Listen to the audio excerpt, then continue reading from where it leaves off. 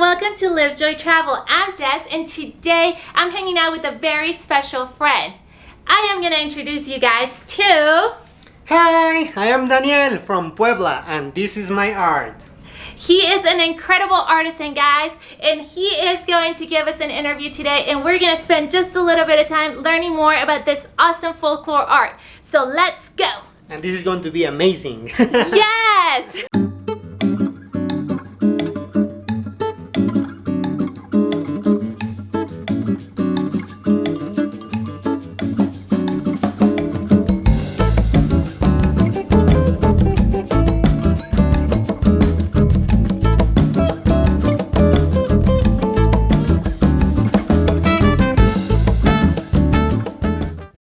So Danny, thank you so much for being here with us today. I am so honored that you are taking time out of your day to talk to us.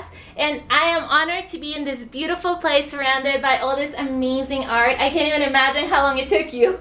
I know. Well, thank you so much for welcome. Welcome to Puebla. This is very nice that you're here and enjoying my art.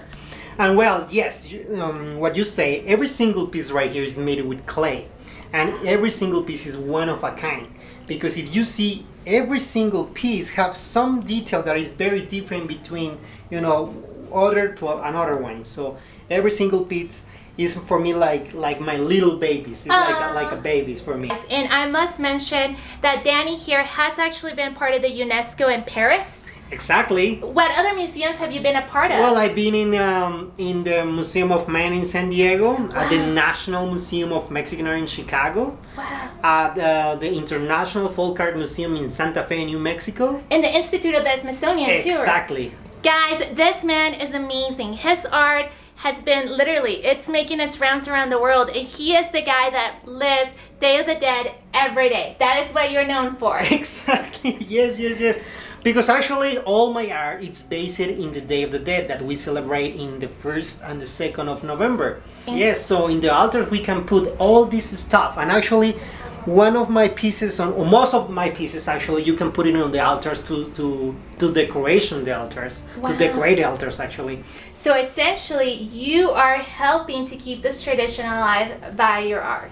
Exactly, because this art is particularly, you can see all the colorful, because that represents Mexico. Mexico is colorful, is happening. So you're essentially celebrating life. Exactly. And you want your art to celebrate it. Yeah, we want to celebrate the life, not the dead.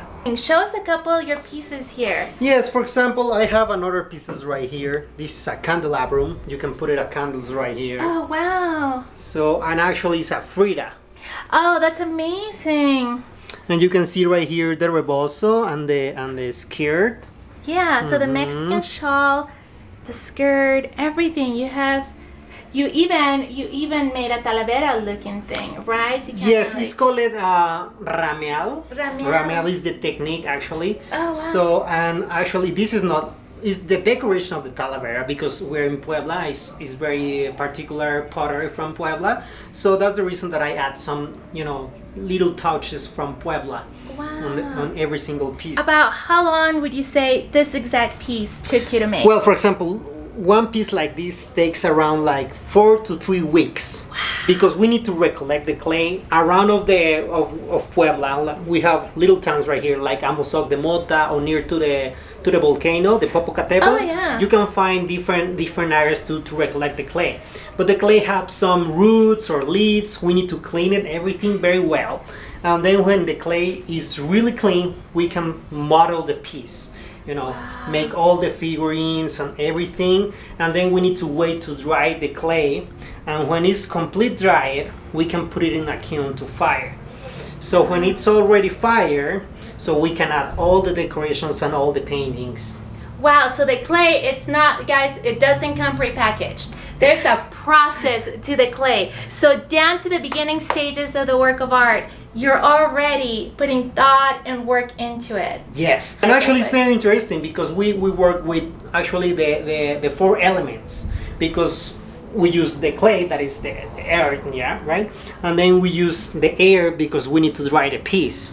Wow. And then water, of course, to you know, to model the piece and everything, and then fire, so we use the four elements. What's so crazy, and correct me if I'm wrong, but it feels like it's the same elements that were actually worshipped in the pre-Hispanic culture. Yes. So there's so much thought that goes into And now this. we're more contemporary because now we're using, you know, more vibrant colors. Of course, we need to use, you know, acrylics colors. So Yeah. that's the reason that it's more vibrant, the colors. But actually the red ones, and then for example, colors that are not vibrant, like this piece right here.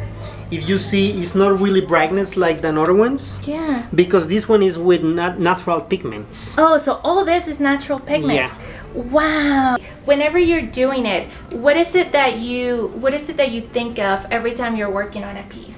What does it Well, make you feel? Well, when I'm making every piece, I mean, it's you need to be happy, but not all the times you're happy. Yeah. So you can see all the expressions of me on the pieces.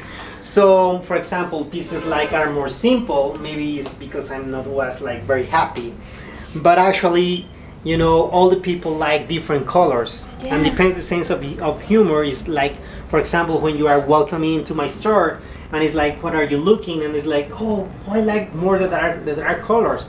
Maybe it's because I was more you know, more sad.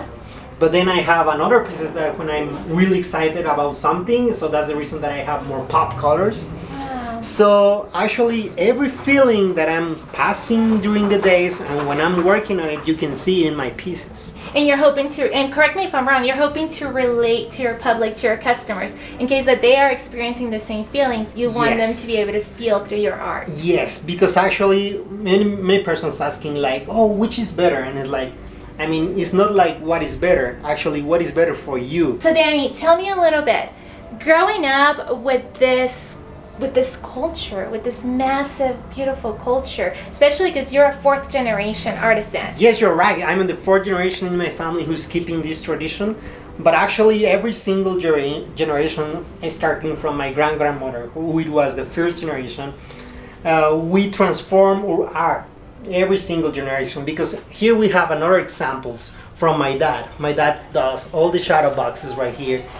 He used clay too, but it's very different his art because you can see he makes the shadow boxes, the dioramas, and you can see all the details because he wants to put it inside of the box, and you can see different professions actually, like a bartender, officer, an architect, or something like that. So, and that represent your passion, or what do you do for a living, and it's another kind of art. But we use the same materials and all the same process and the same creativity and everything.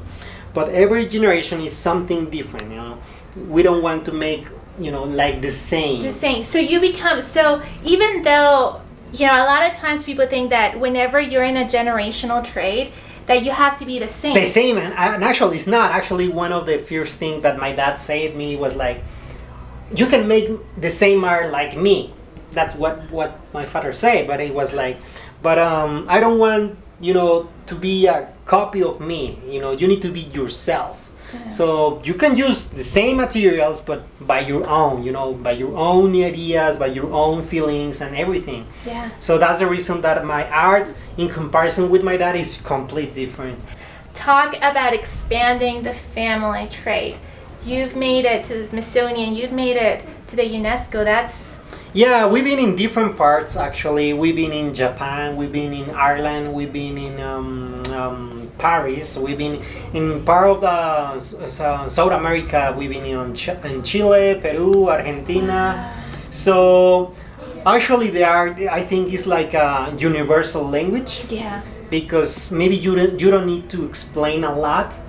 The piece can say everything because I mean it's the colors, it's the tradition, it's how I made them and everything. So most of the persons, I maybe I don't speak maybe like German or French, but they know that it's art and they like it.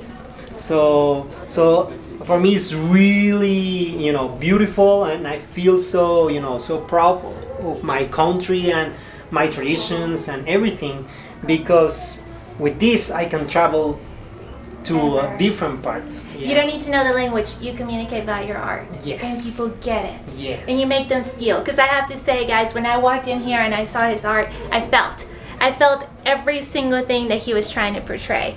And I feel that that's amazing. If an artist can make you feel something just by looking at their art, you know that you're looking at something very, very special. So Danny, thank you so very much for just having this interview, for sharing a little bit of your art, and for just letting us to get to know you, and for letting our YouTube followers get to know you. And I think that's going to be a wrap. What do you think, Danny? Do you have anything to say to our followers? Well, pues welcome to Puebla. I would love to say hi in person, because right now all the situation by the COVID right now, I mean, we're reopen everything, so you're very welcome to visit us, and we're right here in downtown. Please subscribe to Jess channel. And if you find yourself here in Puebla, make sure that this is a must stop. You have to come to Danny's shop and you have to see his beautiful art in person. Danny, do you want to tell them where to find your shop? Yes, we're located at the Mercado Tradicional El Parian. So it's right 2 blocks from the Zócalo, from the main plaza. So please join us. Yeah, and I'm going to make sure to leave you a little shot so you know exactly what his shop looks like, and you can come and take yourself one of these famous art pieces to your very own home. Thank you, Danny. Thank you. And until next time, guys. Yes. Thank you so much for watching. Bye. Adios.